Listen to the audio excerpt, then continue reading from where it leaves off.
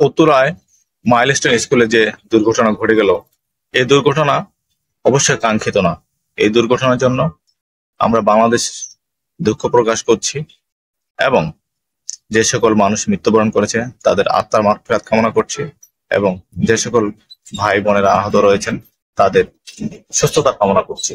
সবাই যেন সুস্থ হয়ে ফিরেন এবং তাদের জন্য সঠিক চিকিৎসা হয় সেই জন্য সরকারকে আমরা আহ্বান জানাবো তাদের সঠিক চিকিৎসার জন্য।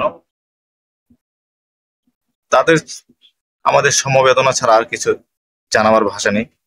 সেই উত্তরায় মাইলস্টোন স্কুলের যে ঘটনা, তাতে বাংলাদেশের মানুষকে বুকের ভিতরে নাড়া দিয়েছে এক কষ্টে।